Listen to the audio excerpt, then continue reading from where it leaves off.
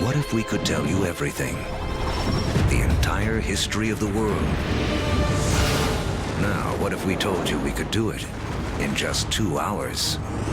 We're going to tell the whole story, from the Big Bang to the present day. How the planet prepared for the rise of man. How the Stone Age led to the steam engine. How the first seeds sprouted into cities and civilizations. Everything is connected, and the path leads to you. It took history 13.7 billion years to unfold. We'll show you everything you need to know in the next 2 hours.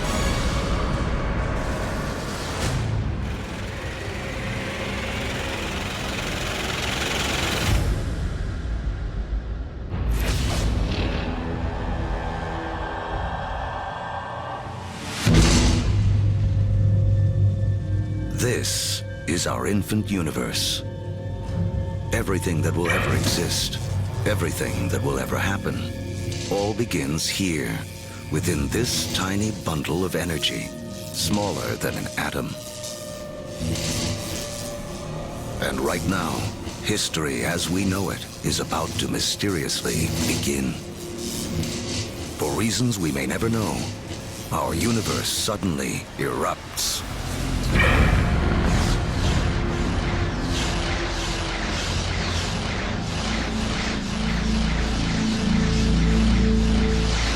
In a millionth of a millionth of a millionth of a millionth of a millionth of a millionth of a second, it went from a size smaller than an atom to bigger than a galaxy.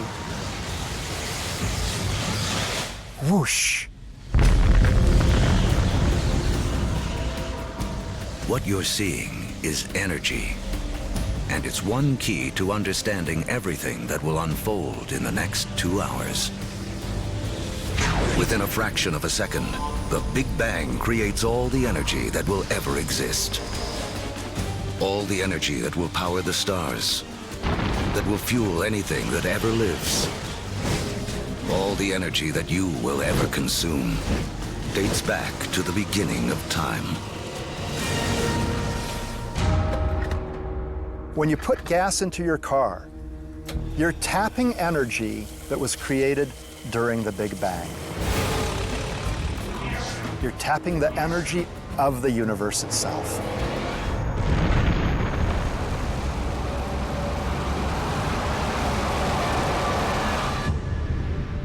We're only a few minutes into our 2-hour journey, but already 380,000 years have passed. You are about to witness the birth of your original ancestors, the first atoms. This is hydrogen. The universe will use it to make everything in the world around us. Hydrogen is like a baseball team. You say, what player do I want to start my team with? Well, if I want to start a universe, I want to start it with hydrogen. From that, with a lot of heat and a lot of pressure, you can build more kinds of atoms. The first atoms blast through the early universe. And luckily for us, they don't spread out evenly. Because in those tiny pockets with more atoms, gravity, the great sculptor of the early universe, begins to work its magic.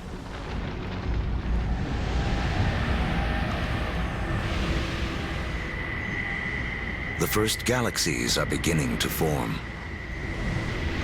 revealing a timeless secret of the universe.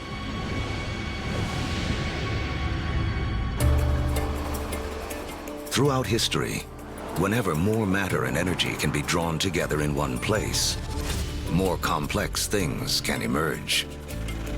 We have all of these urban centers around the planet where so much creativity, so much art, so much science, so much culture came about because of all these opportunities for things to interact with each other. Really, in a sense, where there is stuff, new stuff can develop, and where there isn't anything, nothing much can develop.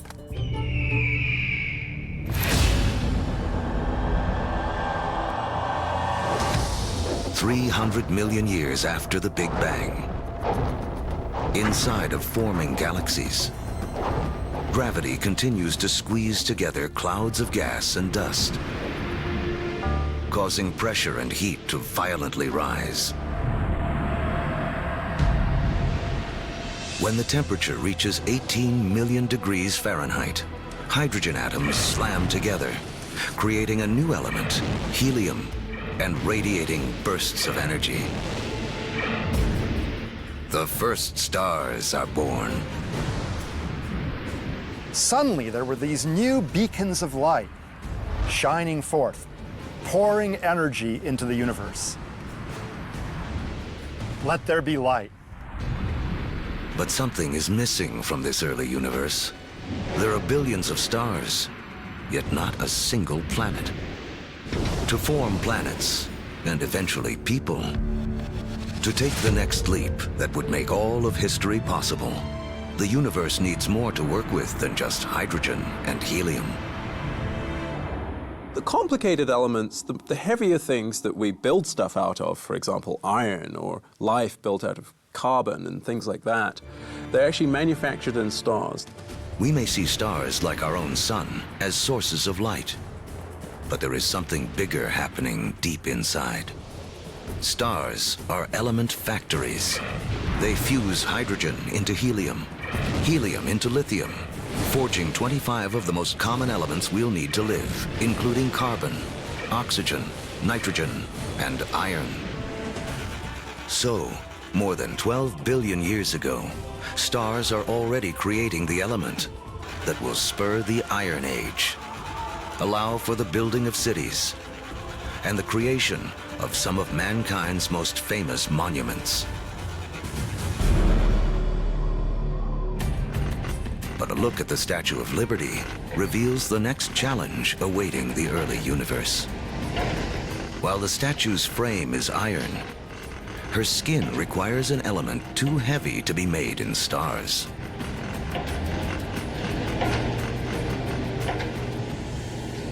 For Lady Liberty to have material for her skin,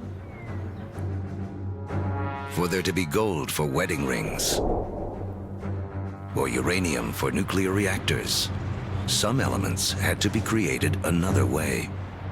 Stars don't have enough energy to do the job.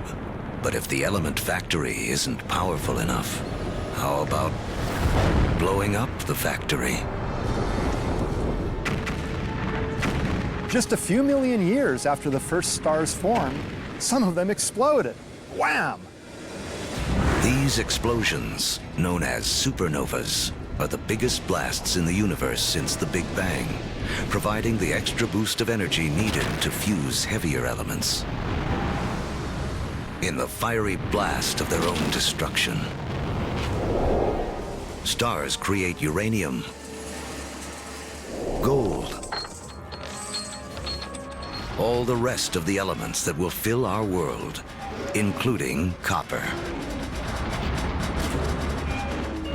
The periodic table of the elements is really sort of a library of matter in the universe. Those are your building blocks.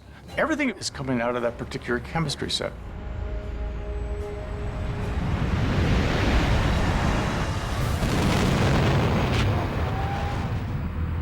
Supernovas are absolutely necessary for us to be here. You know, we have iron in our blood. We have little bits of old supernova, therefore, just floating around through us. We are all stardust. Copper and tin, Bronze Age. Without supernovas, there's no Bronze Age. Go to any supermarket and buy a multivitamin. And go and look in the ingredients. You'll find copper, you'll find zinc, you'll find selenium, you'll find all sorts of elements that can only be made in a supernova. The elements made by stars will become the seeds of life on Earth and the drivers of human history. But the journey has just begun. Before there can be life, the universe has to build us a suitable home. To build a proper house, you have to assemble the right materials all in one place.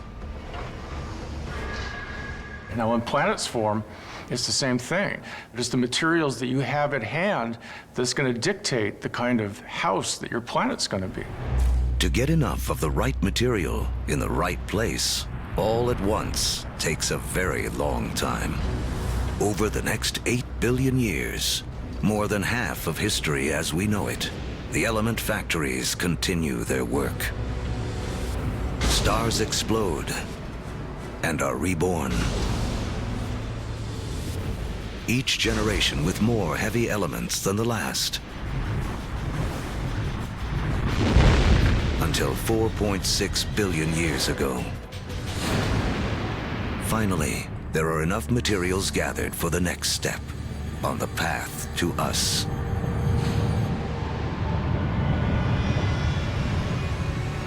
A new star is born. This is our sun. It's so massive that it's gathered up 99.9% of the gas and dust in the solar system. But there's still just enough left behind for gravity to build some other things. Like planets. The third one out from this star will be our home. By the time Earth emerges, just over 4.5 billion years ago, 2/3 of the history of the universe has already passed. The first sunrises sweep across a foreboding alien planet. A world spinning so rapidly that a day lasts only 6 hours. When you go back to the early Earth, right after the planet formed, you really have to think of the Earth as another planet. The sun would have looked out over a hellacious scene of just molten lava. In places, you would see rafts of black volcanic rock. Within the liquefied rock, the elements are all in a jumble. Something has to bring order out of this chaos. And once again, that something is gravity. Lighter material drifts toward the surface and forms a solid crust, while heavier material sinks toward the center, forming a molten iron-nickel core. This churning liquid metal creates a magnetic field that reaches out into space. Like a force field, it will protect our future home from the sun's deadly charged particles. Soon, this magnetic field will allow for life to grow, and later, guide the explorers who will connect two halves of the world. But for all this to unfold, the Earth will need a critical partner.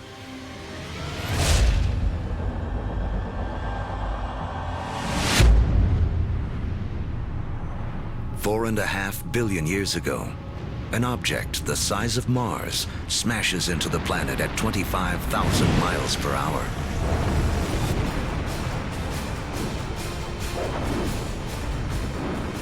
Earth swallows up much of the impactor.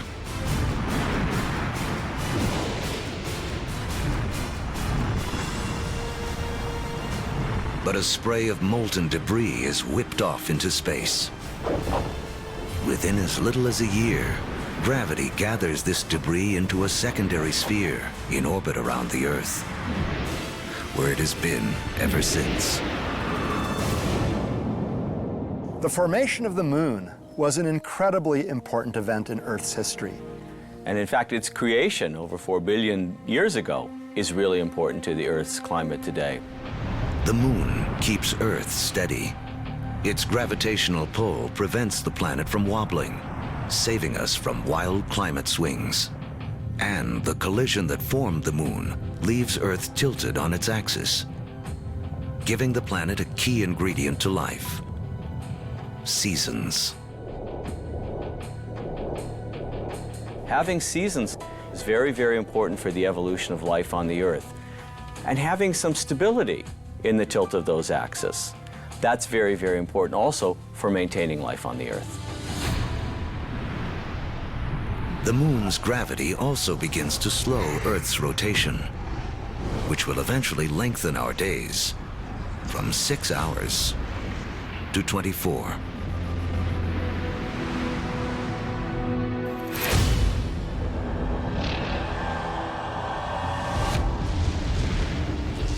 4.4 billion years ago. It's too hot on Earth for liquid water to exist, but there's water vapor, steam in the atmosphere. The trick is how to get it out of the sky onto any world where you hope to have life. A little rain must fall.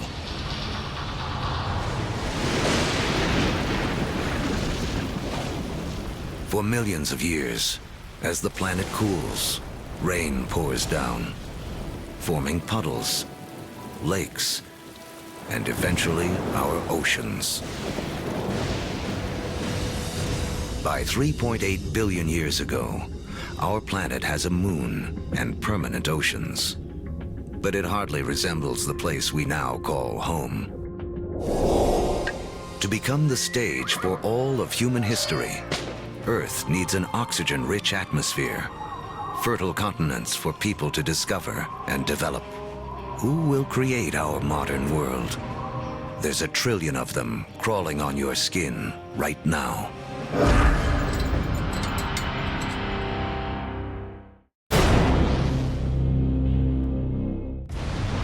We're telling the history of the world in 2 hours, from the Big Bang to the present day. And our modern world holds important clues to the story. In fact, structures like this hide a mysterious link to the first life on Earth.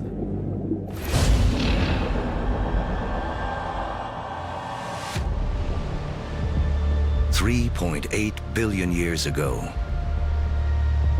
beneath the surface of our primeval oceans, a revolution is taking place.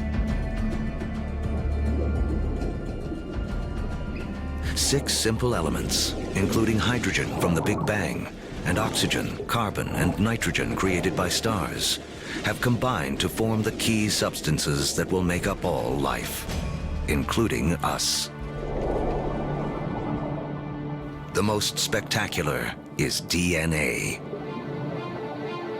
Within its spirals hide the secret codes of life. 700,000 years after the planet first formed, life on Earth begins. We stand not on the shoulders of giants, but of tiny organisms, bacteria. We're very egocentric. We think that we animals run the world, but in fact, we are very late entrants. It was an empire of bacteria long before animals. Animals come along, and we like to think that we wiped out that empire. Well, we would be dead if we wiped out that empire. I have within me an entire zoo of bacteria. In fact, each one of us has more bacteria living in our bodies than there are people on the planet. For billions of years, microbes like these will have Earth to themselves. Like our infant universe, the first life is small, simple, and full of possibilities. The secret of how it explodes into all the incredible forms we see today, including us, goes back to the beginning of time. As we've seen, all the energy that will ever exist was created in the Big Bang. All creatures need to grab their share of this energy to survive. The more we harness, the more efficiently we use it, the more complex we can become. And almost all of our share of the Big Bang's energy is beamed to us by the sun. 2.5 billion years ago, some very special bacteria figure out how to consume the sun's energy to live. In doing this, they also create the most important waste product in the history of the world: oxygen. Soon, oxygen will remake our world. But first, it has another important job to do. Earth's ancient seas are full of iron particles, and everyone knows what happens when oxygen meets iron. Here I'm a little bacterium. I've produced this oxygen molecule, and here's a big piece of iron clump. I rust it. This rusted iron collects on the seafloor. Billions of years later, these huge deposits will be raised up to become major sources of the world's iron and steel. It was these iron deposits that later on drove the Industrial Revolution. In this way, the Brooklyn Bridge and the other early landmarks of the Industrial Age are a direct link to some of the first life forms on Earth. Once there's no more iron left in the sea to rust, these ancient bacteria have a mission to complete. They create so much oxygen that it fills the oceans and escapes into the atmosphere. And from then on, we have a very different planet from all the other planets in the solar system. Now, life takes a giant leap. For the first time, some bacteria learn to live on oxygen. Every human breath is a ritual, 2.5 billion years old.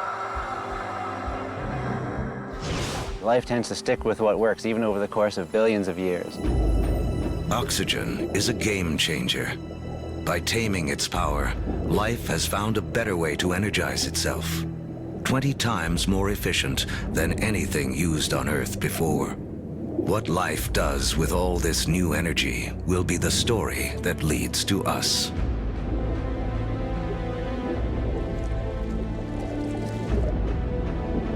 Over the next 2 billion years, life becomes more complex.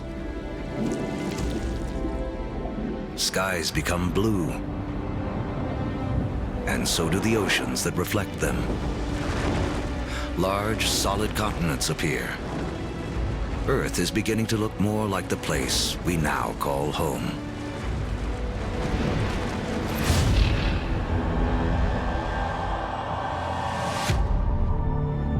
$550 million years ago, as the planet celebrates its 4 billionth birthday, oxygen levels in the atmosphere have risen from next to nothing to as much as 13%.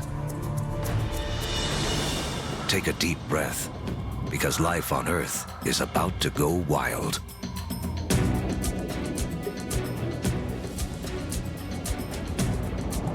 This is the Cambrian explosion, biology's version of the Big Bang. Right after you have abundant oxygen, you get size and complexity, and oxygen lets you do that. It's in this breathtaking span of roughly 30 million years that most of the major animal groups evolve.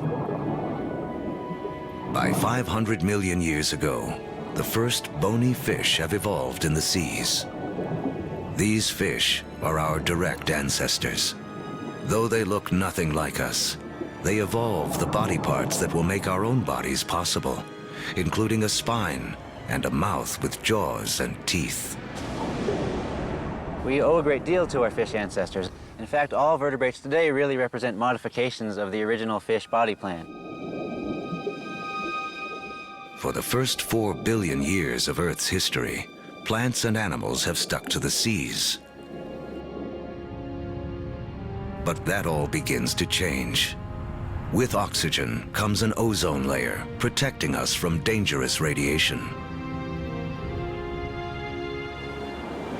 Plants make the move first.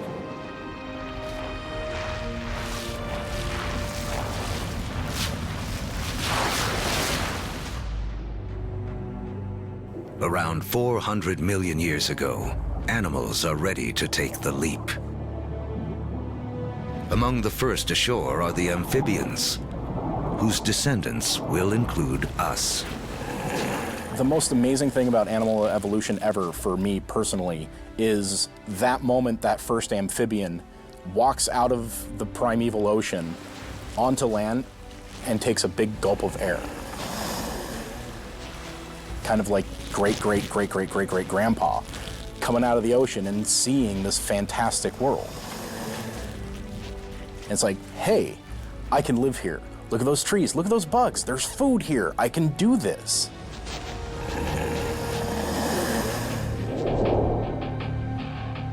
Eventually, humans will conquer every imaginable terrain. But before we can do that, our ancestors must first cut their final tie to the water. Mating season. Like modern frogs, they have jelly-like eggs that would dry out on land. But some amphibians eventually solve the problem. They evolve a new form of egg, with a shell that keeps the moisture in. This allows us to carry the ocean with us, onto land, and signals the evolution of amphibians into reptiles. You could be 300, 400, 500, 1,000 miles away from water and still have the water in that egg in order to birth. That is the key. It cuts that final tie to the ocean. That way we could colonize the rest of the land.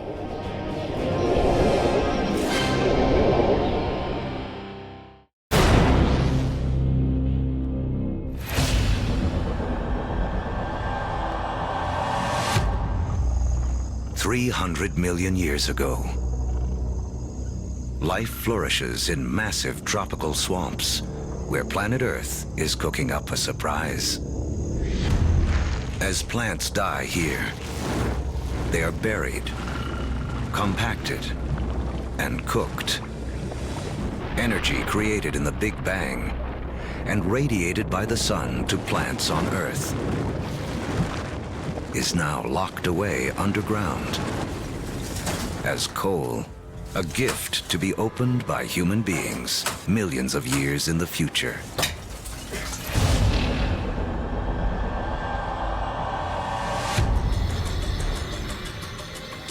$250 million years ago, an apocalypse unfolds. The biggest spike in volcanic activity since the early days of the planet. The atmosphere is choked with carbon dioxide, and the diversity of animal life spawned in the Cambrian explosion is stopped dead in its tracks. More than 70% of all species on Earth go extinct in the worst mass die-off in history, the Permian extinction. Extinction is a recurring character in the story of planet Earth. 5 times in the last 500 million years, some cataclysm wiped out the dominant species. It's a reshuffling of the deck that allows new creatures to take hold.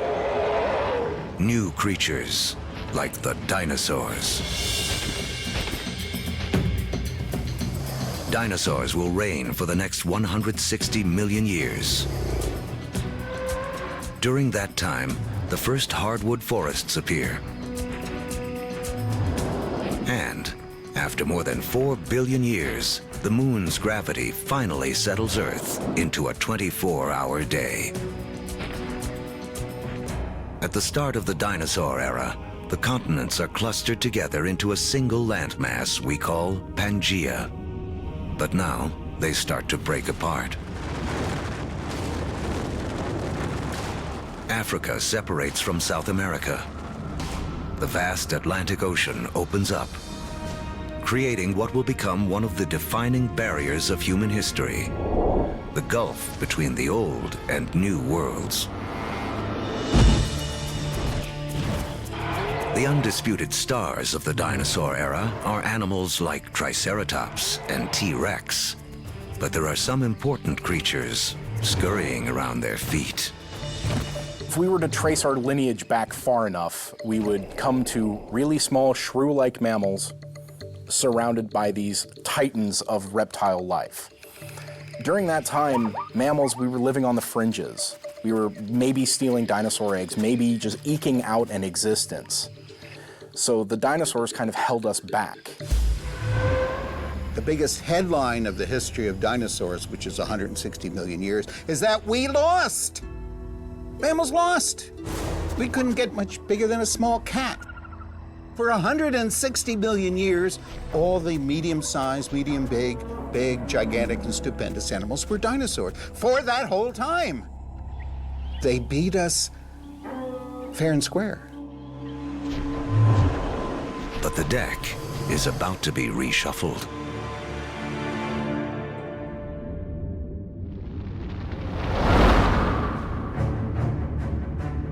"65 million years ago, a 6-mile-wide object, likely an asteroid, slams into the Earth.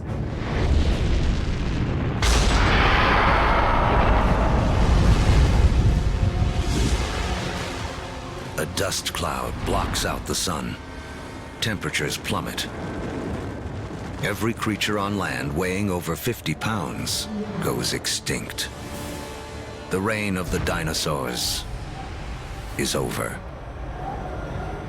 The greatest gift that the dinosaurs ever gave us was dying. When they went extinct, it gave the mammals time to rise. It doesn't take long after the disappearance of the dinosaurs for the first true primates to appear.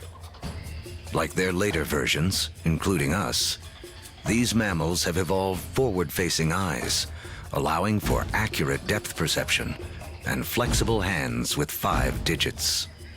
They have 5 fingers, just like us, which means we can grasp things. If you think about other animals that don't have digits organized the way ours are, their ability to hold things, to manipulate objects, is much more limited.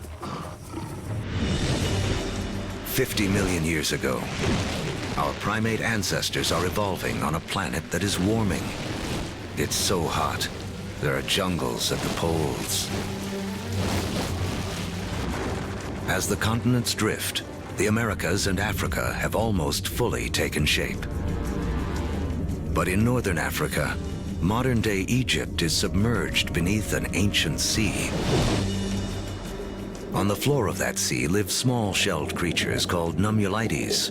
Their shells, made of calcium and carbon, pile up on the sea bottom over millions of years, where they form into limestone.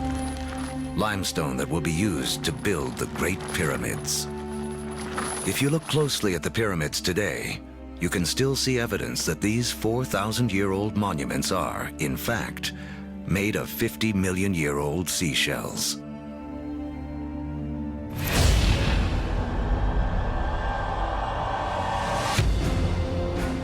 By 10 million years ago, Earth is morphing into a world most of us would recognize. The Colorado River is carving out the Grand Canyon. Mountain ranges like the Himalayas have arisen. They're so tall, they disrupt weather patterns, setting the stage for a colder planet. The Isthmus of Panama emerges to connect North and South America, cleaving the connection between the Atlantic and the Pacific, disrupting ocean currents and tipping the world even more towards an ice age. With the planet getting colder, our primate ancestors hang on in the tropics. But a new creature is coming in that threatens to destroy them.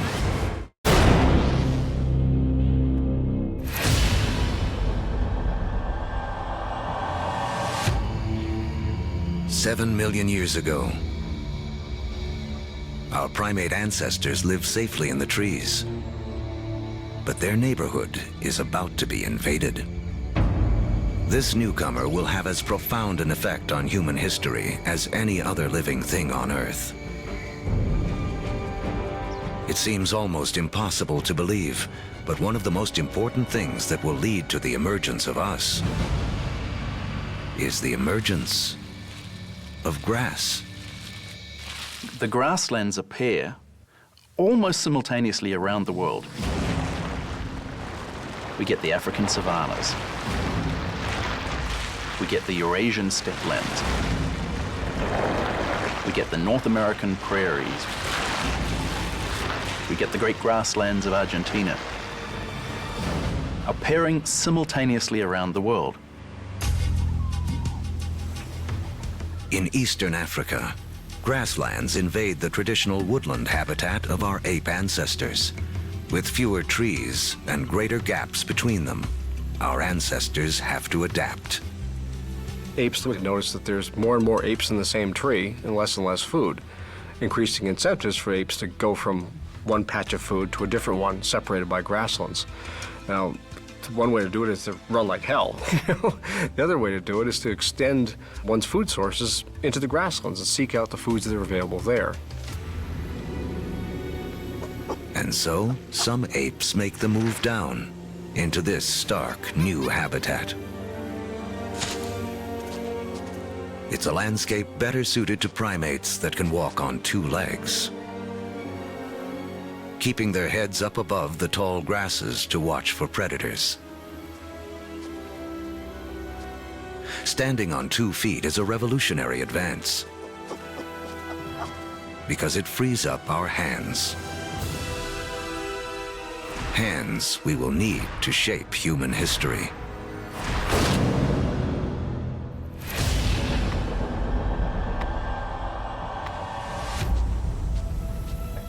$2.6 million years ago, early proto-humans, or hominids, walk an Earth whose rocks are loaded with the element silicon. Created in the cores of stars billions of years before, silicon is the second most abundant element in Earth's crust.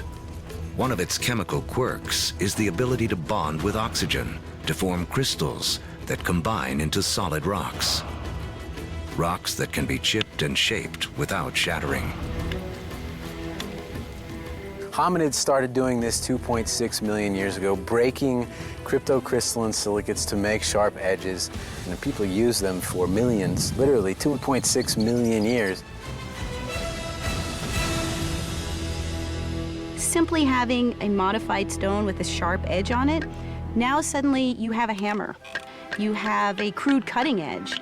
A simple modified stone means a human can suddenly do 1,000 more things than we could do previously.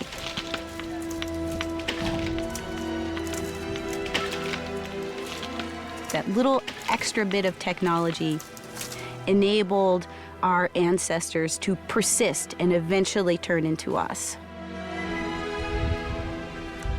Silicon launches the first technological revolution, the Stone Age. Millions of years after it powers our first handheld devices, another chemical quirk of silicon will make it the height of technology once again. The next leap towards becoming truly human relies on a little-known secret of our home planet. In the known universe, it turns out Earth may have a rare and special power.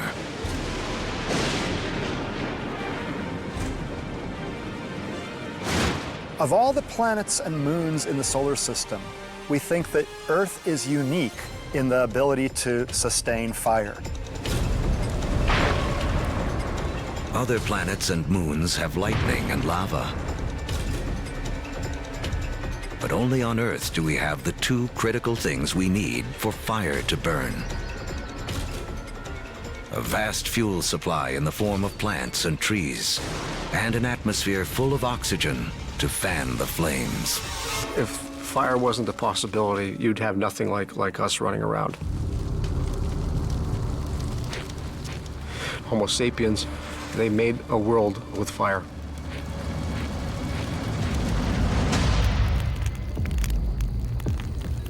Our ancestors have fire firmly under control by 800,000 years ago. It's a skill that connects us back to the very beginning. Remember that all energy was created in the Big Bang, and all life is in a competition for our share of this energy. Using fire to cook is like having an external stomach to break down foods, releasing more calories, giving us more energy, which in turn allows us to support bigger brains. Fire is also the ultimate gateway technology. We will soon use it to turn clay into pottery, metal into weapons, water into steam power. If you don't have fire, you can't have the internal combustion engine. No fire, no metal. No fire, no rubber. It's a technology that opens a world of possibilities for creatures that know how to use it.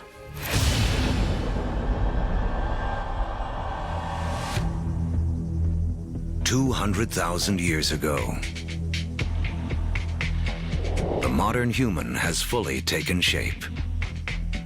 The larynx, or voice box, which is high up in the throat in our ancestors, descends. More complex sounds are now possible.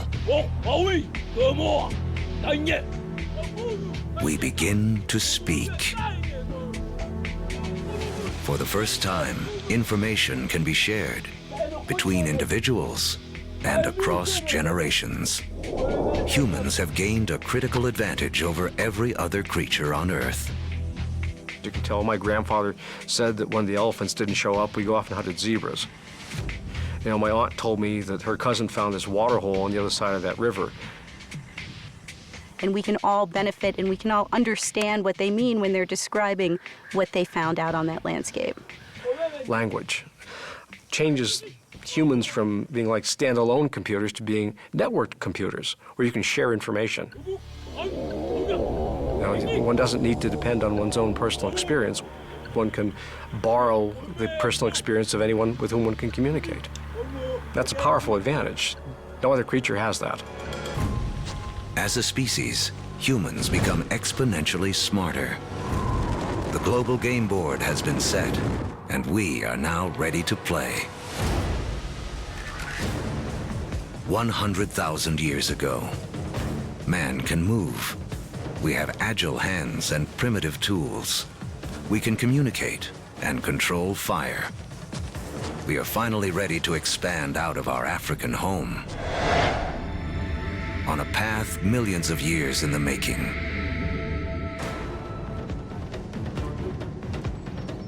Shifting continents have linked Africa and Eurasia into the largest contiguous landmass on Earth, Afro-Eurasia.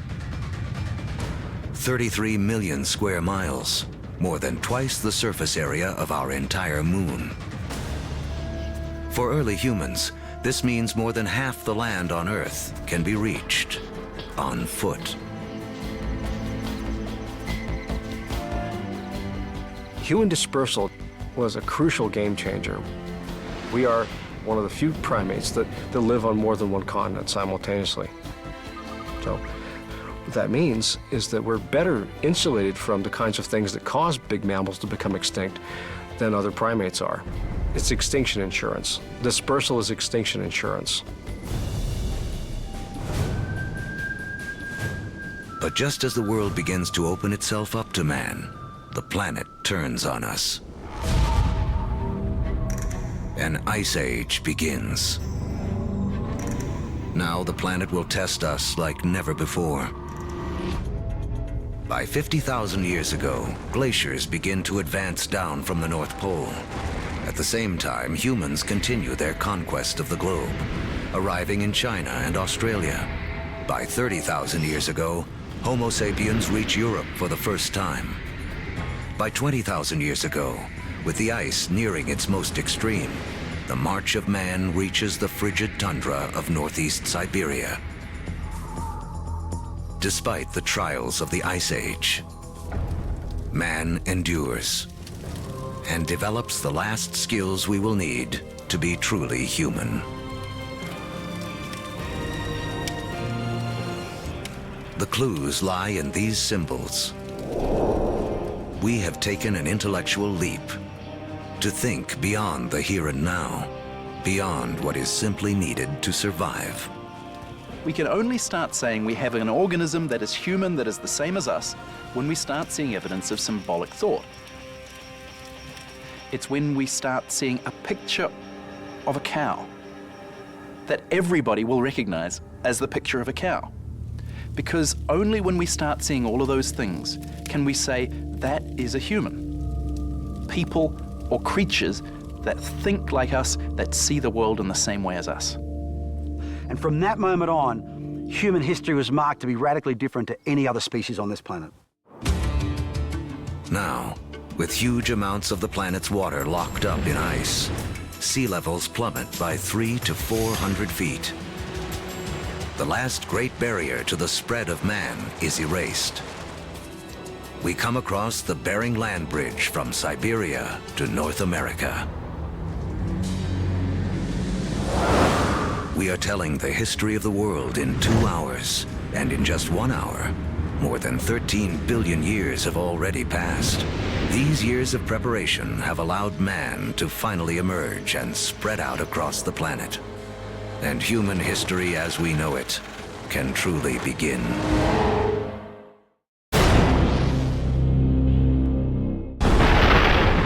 Our history of the world began with the beginning of time, the Big Bang. It has taken us on a journey of nearly 14 billion years. Now, as humans take center stage, it's important to remember just how small a slice of history we actually occupy. To make things simple, imagine compressing 14 billion years of history down to just 14 years. On this scale, the Earth would have existed only for the past 5 years. So that's about a third of the history of the universe. Large, complex creatures would have developed 7 months ago. On this scale, dinosaurs went extinct only about 3 weeks ago. The entire recorded history of humans would span only the last 3 minutes. Modern industrial societies, the Industrial Revolution effectively, 6 seconds ago. What this shows me is that we humans have been around for only a very brief instant in the recorded history of the universe. Mankind has waited billions of years for our brief instant to shine. As the stars and our evolving planet carried out the slow work of organizing the elements in a way that would make human history possible.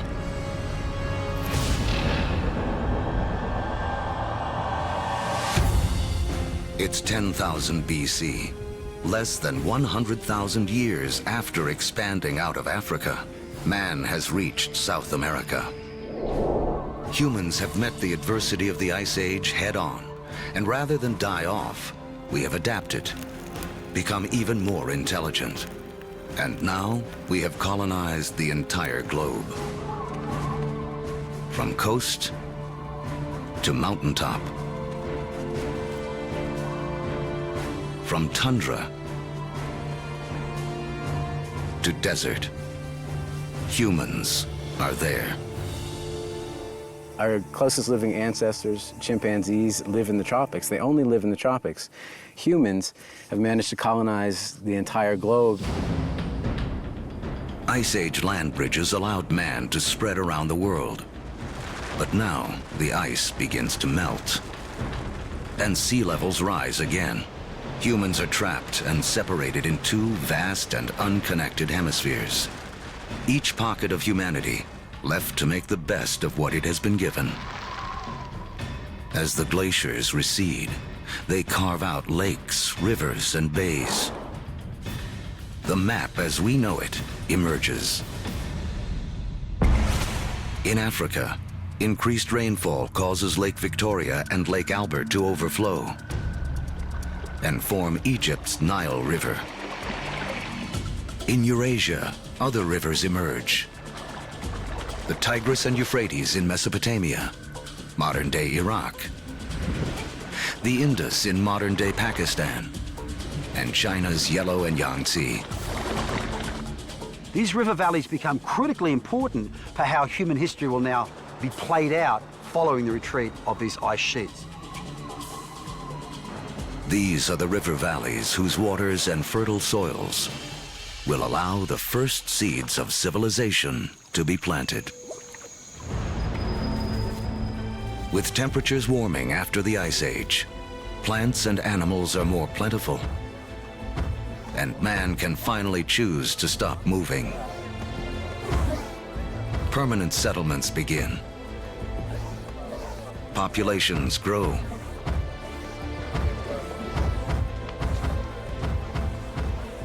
With more mouths to feed, our ancestors have to get clever.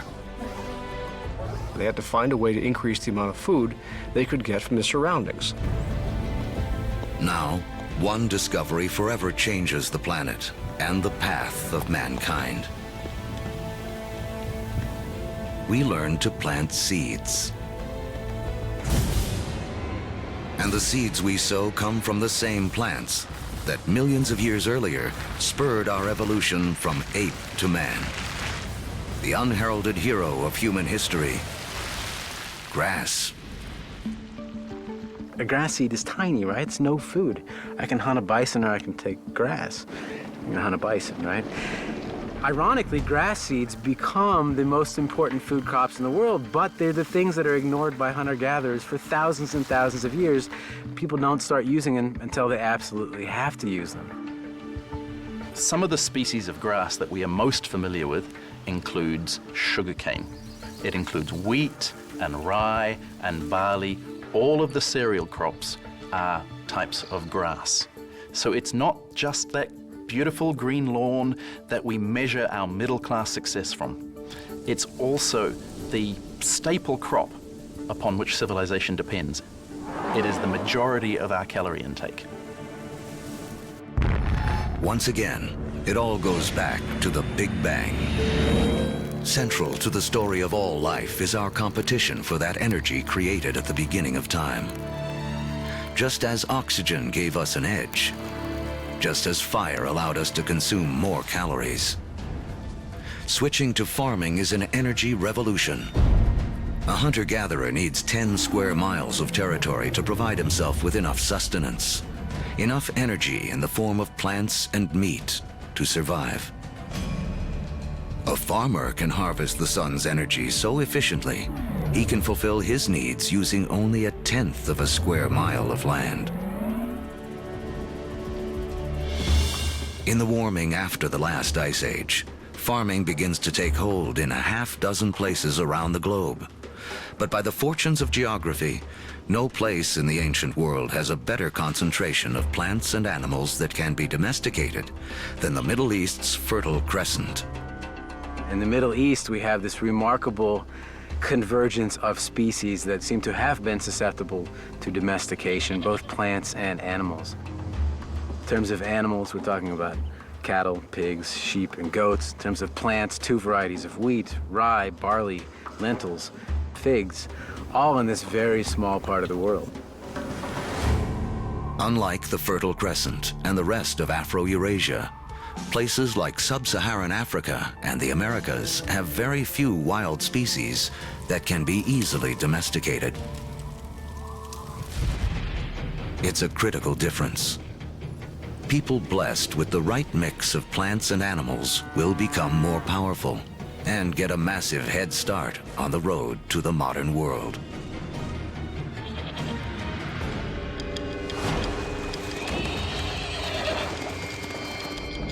One animal that gives any human who can tame it an almost unbeatable edge is the horse. It's a little-known fact that although horses first evolved in the Americas, they died out there along with many other large mammals around 10,000 BC.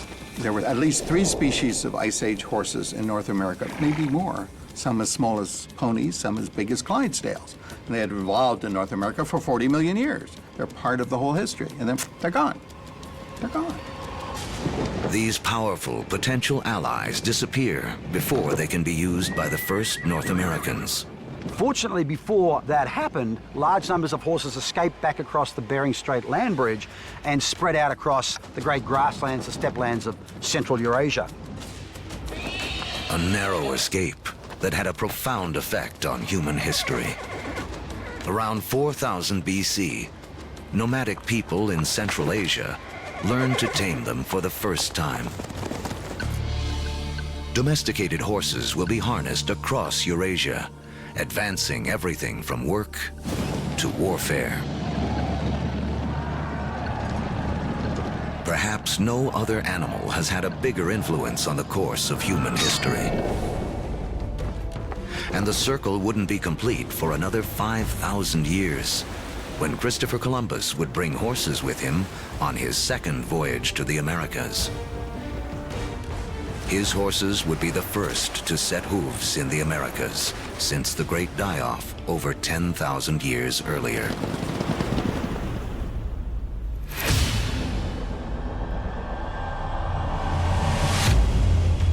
"6,000 years ago, domestication of animals and plants sets the stage for the next phase of human history. Like clouds of interstellar dust gathering in material to form stars, a type of gravity is at work as places like Sumeria, located in part of the Fertile Crescent known as Mesopotamia, draw in people, support large populations, and spin up into centers of power and innovation. By 3000 BC, some of these Sumerian settlements can truly be called our first cities. One of them, Uruk, has around 50,000 people living in less than 1 square mile. A population density that rivals modern-day New York City. Humans have become so efficient at deriving energy from domesticated food that this land area, which would have supported only a single hunter-gatherer, now can support thousands. But a change in diet also triggers a new dependence. Once you move to agriculture, you are depending for 80–90% of your calories on perhaps 1 or 2 species. In the case of the Middle East, wheat and barley. In the case of wheat and barley, they both ripen at about the same time. Humans have to gather the seeds at the same time. So now we have our food for the year that has arrived in one hit. It's like getting your salary paid once a year. You need to record it, you need to plan, because if inevitably your crop fails, you have famine, and you're not going to have another go for another 12 months.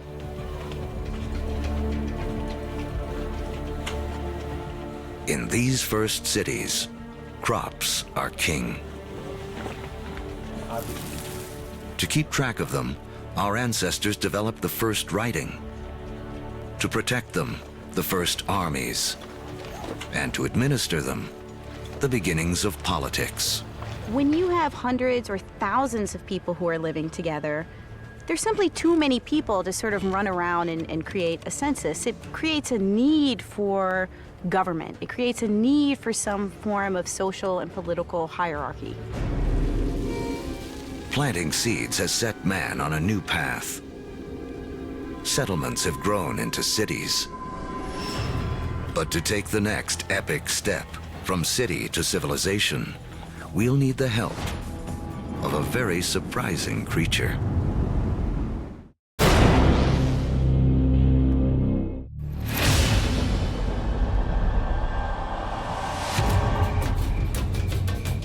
"5,000 years ago, after wandering the earth for more than 100,000 years, mankind has begun to settle down. We cluster near rivers, along the Tigris and Euphrates, the Nile, the Indus, the Yellow and Yangtze. Civilizations are about to take off. But first, they must all master one thing: trade. The more they exchange goods and learn from other lands, the faster they grow. It seems that long-distance trade and communication is a necessary precursor to allow urban civilization as we know it. And surprisingly, the first civilizations arise on the back of a creature with a lowly reputation in the modern world: the donkey. The donkey caravan is the interstate highway and high-speed internet of its day. Their roots will lay the groundwork for the modern world. Moving not only goods like timber and bronze, but ideas and stories. The civilizations they connect will be some of the first described in the Bible. The caravan routes converge at the Persian Gulf, where they link up with ships that carry goods to India. It essentially brought these civilizations together into great cultural and material exchange, and really was the beginning of the trend towards globalization. It is a key to understanding how our world works to this day. Just like the first civilizations, we trade and form networks. These networks form hubs. And throughout history, being at that hub has meant one thing. The amount of ideas, the amount of cargo that passes through a region seems to have a direct correlation to how powerful and important they are. By 2000 BC, humans have gone from humble huts to massive monuments. In Africa, great pyramids arise on the banks of the Nile. The first stages of Stonehenge rise up in ancient Britain. And back in Samaria, artificial temple mounds called ziggurats climb ever higher toward the heavens.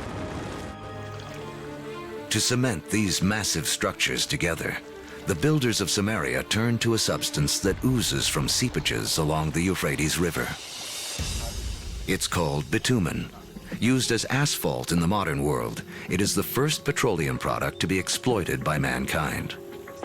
While bitumen is highly prized, the lighter, thinner substance oozing from the ground along with it is considered a nuisance by the ancients because it catches fire so easily. The ancients call it naphtha. We call it gasoline. And it's one of the first indications of the vast oil fields that will one day turn the cradle of civilization into a center of wealth and warfare. The legacy of these first civilizations can be seen in surprising ways. The Sumerian counting system was based on the number 12 rather than 10, which is why we divide our days into two 12-hour blocks, our hours into 60 minutes, and our minutes into 60 seconds. The Sumerians also likely invented the wheel, which eventually leads to another innovation that will change the course of man, the chariot. Thus bringing together the Sumerian invention of the wheel, right, with the domestication of the horse that had occurred amongst these nomadic peoples into this really formidable piece of military technology. Around 1200 BC, a chariot-driven clash of civilizations cuts off trade routes for copper and tin, the metals we need to make bronze tools and weapons. But luckily, the stars have made us an alternative: iron. Now, metalsmiths make a crucial discovery. By working at higher temperatures, they can release the power of this ancient metal. Easier to sharpen and 700 times more common on Earth than copper. It is a game changer. Humanity enters the Iron Age.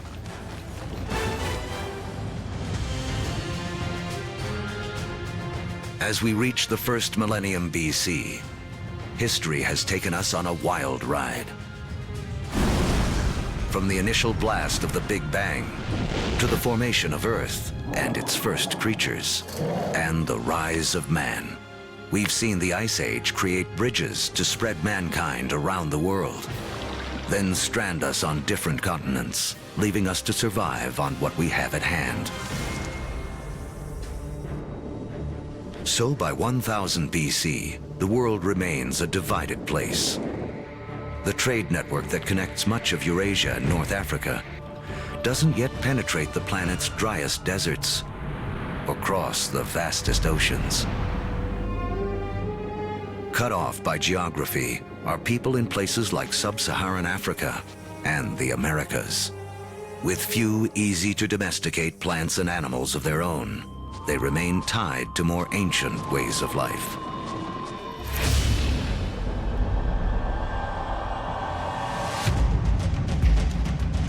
/ 600 BC. The cavalry have arrived. humans ride into battle on horseback for the first time. We've seen that just taming a horse gives man a massive advantage. Now, pairing him with iron weapons makes him nearly unstoppable. These advances in technology, they don't just make a fighting ability possible, they make empires possible. And that is the story of the next several millennia. With new technology and improved logistics, empires spread, uniting massive land areas under a central control. As empires grow, so do new beliefs. One interesting phenomenon we see with the rise of these empires is this idea of monotheism, this idea of a universal God that develops over time, and it's just a phenomenon. Judaism emerges, from which we eventually get Christianity and Islam. Buddhism and Hinduism also arise. The 5 major religions today are all rooted in this remarkable era. Although empires spread, some great powers remain isolated. The rise of the Himalayas 50 million years earlier has left China cut off from trading with the rest of the world. But that is about to change. Around 100 BC, a Chinese emperor sends an envoy to the west in search of alliances. The routes he travels will become the Silk Roads,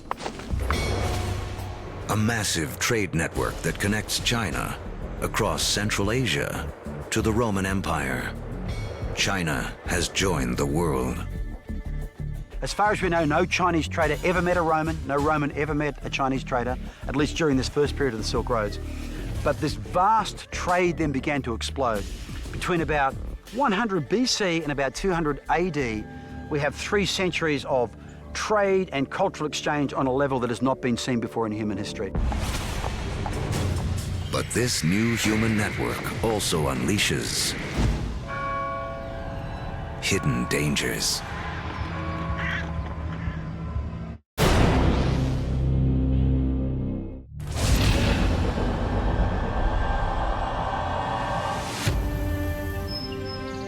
By the beginning of the Common Era, great empires have risen and a massive trading network connects most of Europe and Asia. But the trade routes also carry an invisible threat. Disease. Massive epidemics that some blame for taking down both the Roman Empire and China's Han Dynasty.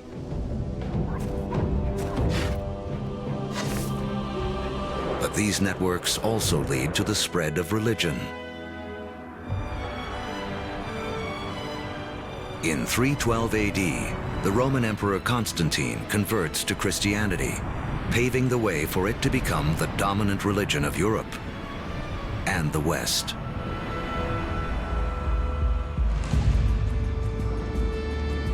Three centuries later, Islam also emerges. A religion that will, for a time, unify a territory 2.5 times larger than Rome ever was. Arab trade will drive innovation for the next 1,000 years and expand the global network to places it has never gone before. The Arabs are sitting in the middle of Afro-Eurasia. There are Arab traders who are sailing off to China. There are Arab traders who are traveling all the way to the Atlantic Ocean. So they are sitting in the middle of the hub. One secret to Arab trade: the camel. A creature whose ancestor, like the horse, escaped across the Bering Land Bridge out of North America. A caravan of 6 camels can lug as much as 2 tons of cargo as far as 60 miles a day, twice the load of a donkey caravan in half the time.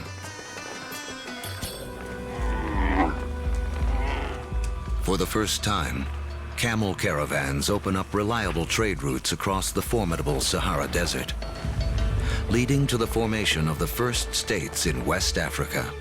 Arabic trade expands, moving salt from the Sahara to Rome, rice from Eastern Asia to India, the secrets of making paper out of China into Europe, and countless other inventions and ideas around the world.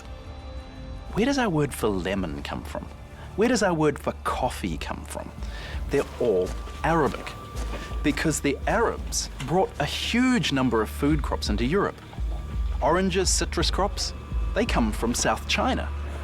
Yet they don't make it to the West until the Great Age of the Arabs.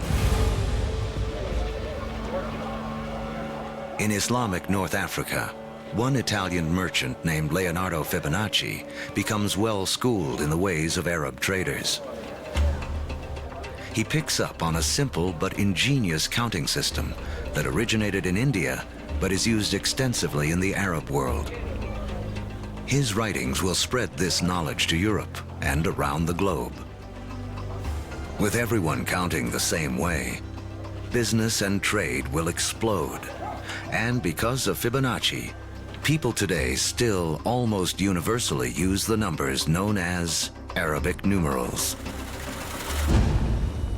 But there is another idea Arab traders will spread, something even more influential.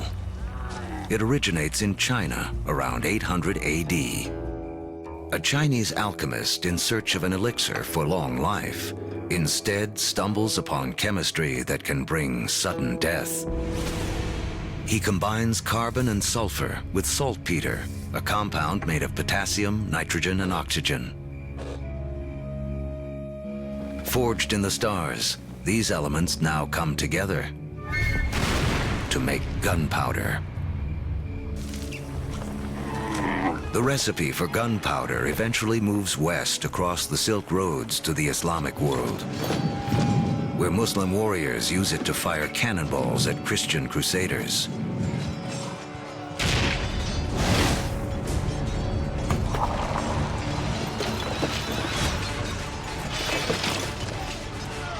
Europeans pick up on the idea, embracing and perfecting gunpowder weapons.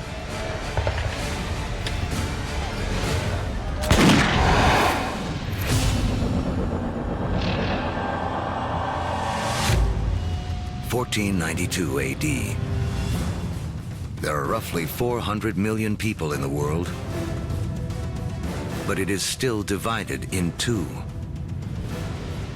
In the Americas, the civilizations of the Aztecs, Mayans, and Incas have all arisen.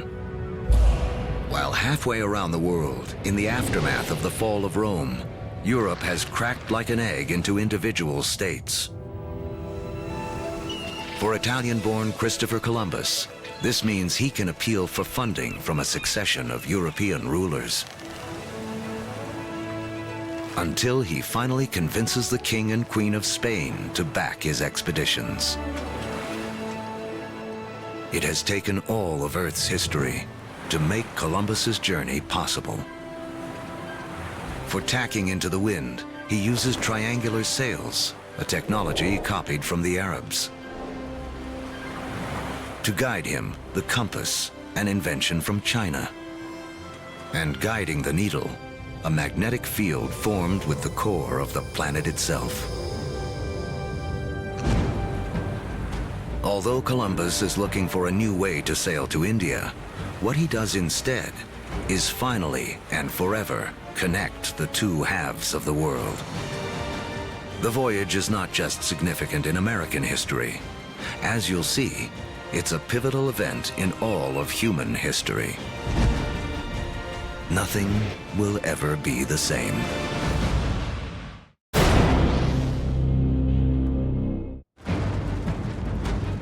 The end of the Ice Age marooned large pockets of humanity on separate sides of the globe for over 15,000 years.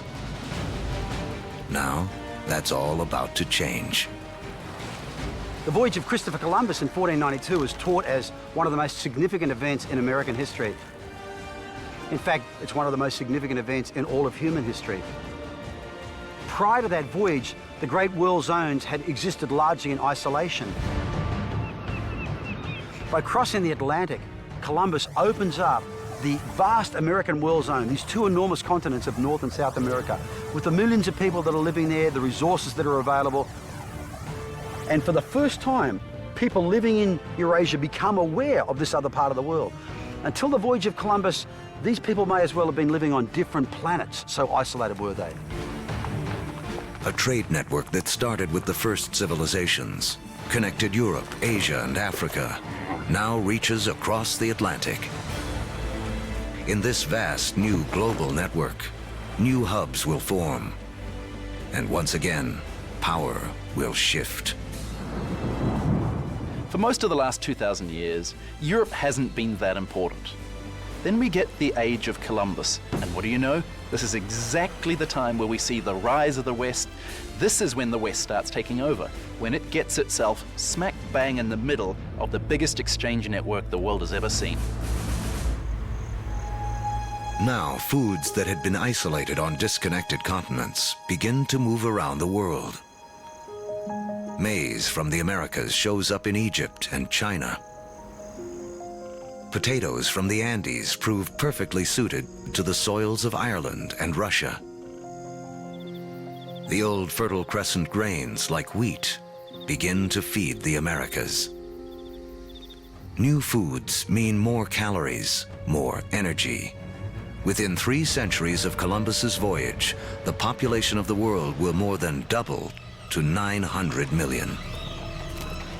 But the unequal hands dealt to the 2 hemispheres now play out in a deadly climax.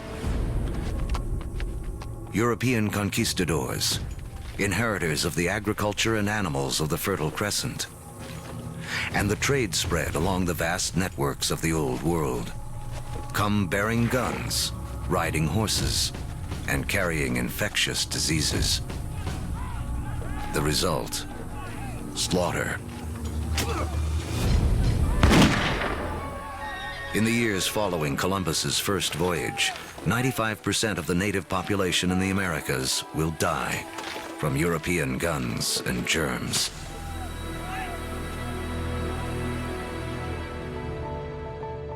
Once the hemispheres are connected, nothing can ever be the same.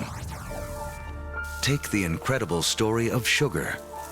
Chemically, it's the only source of fuel for our brains, a substance we are programmed to crave. Raw sugar comes mostly from sugar cane. Once again, a grass will play a central role in the story of mankind. First cultivated more than 6,000 years ago in Asia, Europeans discovered sugar in the Middle East during the Crusades and carried it home. Europe was hooked. But there's virtually nowhere in Europe where sugar can grow. Then we have Christopher Columbus and the discovery of the New World.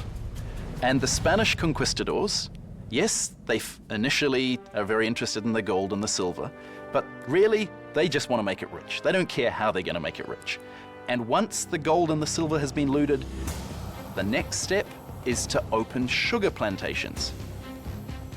The Spanish themselves don't want to work in the sugar plantations. They start looking around for a new labor force. And over on the other side of the Atlantic, there is a place where they can buy slaves. And if we look at the history of slavery, the #1 destination of slaves from Africa are sugar plantations. So the history of sugar shapes the development of history through the Middle East, through the Crusades, through the conquest of Mesoamerica, and even the history of slavery from Africa to the Americas.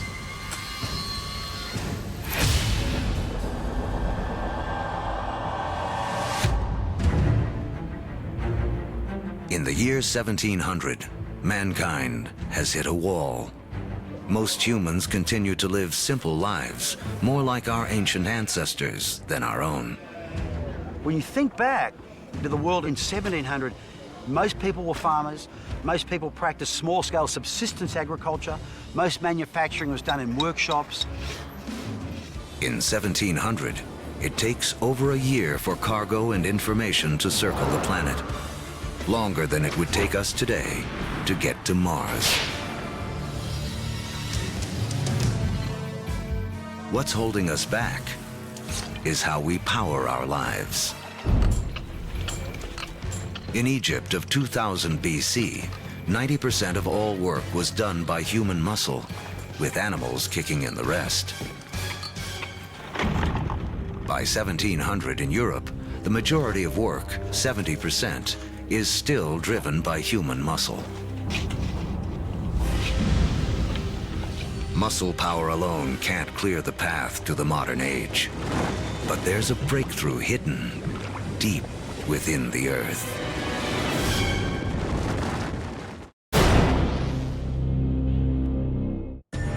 As our history of the world in 2 hours races towards a close, mankind has hit a wall.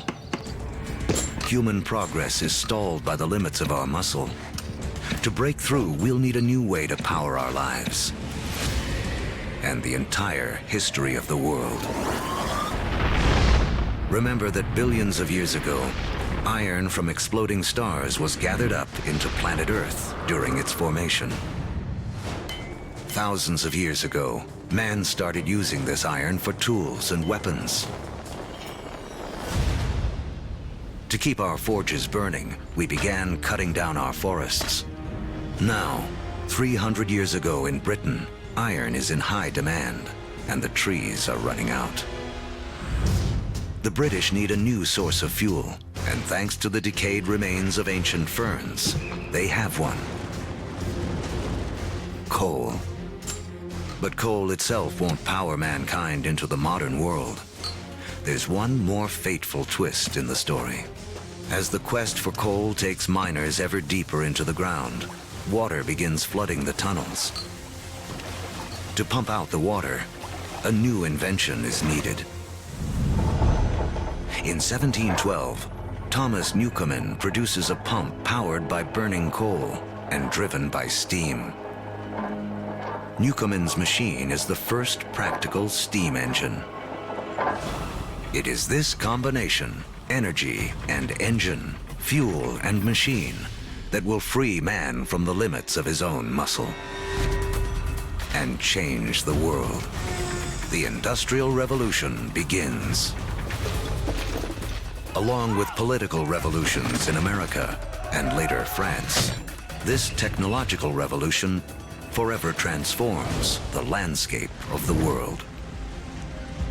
And before long, the Atlantic world has become the new economic, therefore cultural, therefore political, therefore military leader, and will utterly dominate global geopolitics from that moment to this.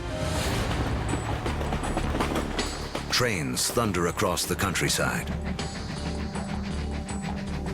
By the 1870s, the internal combustion engine has arrived, and the Germans invent its killer app, the automobile. Oil, the substance which the ancients considered too flammable to be of any use, becomes the most important commodity on the planet, fueling even more innovation. The telegraph and telephone move messages at lightning speed. With electricity, mankind reclaims the night from darkness. The hub of power has shifted. In 1800, Europeans and their descendants controlled 35% of the land on Earth. By 1900, they control 85%. By the 20th century, fossil fuels and the internal combustion engine have amplified everything, including warfare. That technology meant that military power and military conquest was something that could be international in a way that it had never been before. In the 20th century, almost 3 times as many people are killed as a result of war as in the previous 2,000 years of human history combined.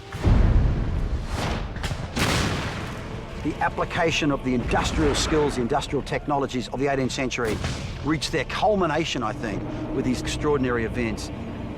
And it's all being driven again by the micro-fossilized bodies of organic entities that disappeared into ancient swamps millions and millions of years ago. The Industrial Revolution also allows the human population to explode. It has taken 200,000 years of human history, from the dawn of man to the year 1900, for the population to reach 1.6 billion. Now, within the 100 years of the 20th century, it nearly quadruples to more than 6 billion. The 20th century is the most extraordinary moment in human history. Never before have we seen change on such a scale.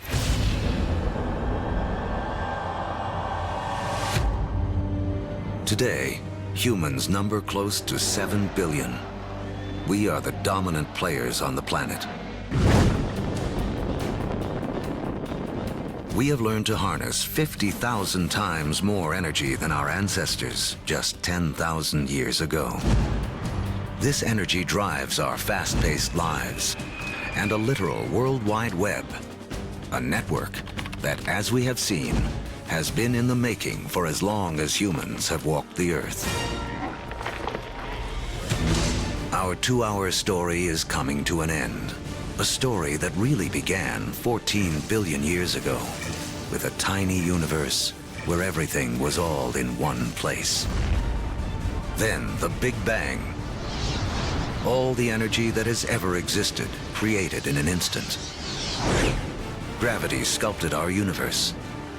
For billions of years, stars and supernovas created all the elements we would eventually need. Then an extreme Earth took shape and settled into just the right conditions to support life. As the planet evolved, life competed for energy and grew more and more complex. Eventually, the conditions were right for our species to rise.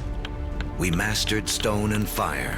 When the Ice Age came, we spread around the planet. And when the ice melted, we were stranded on different continents. We learned to bend plants and animals to our will. We built cities, then civilizations.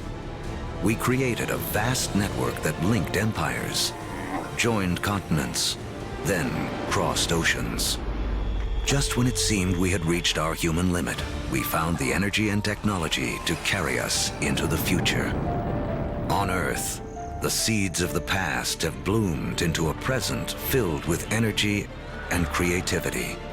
The stories of billions of lives have played out against the backdrop of a universe almost too vast to comprehend. In everything that we do, in all that we are, we remain living monuments to the past as we continue to make history every day.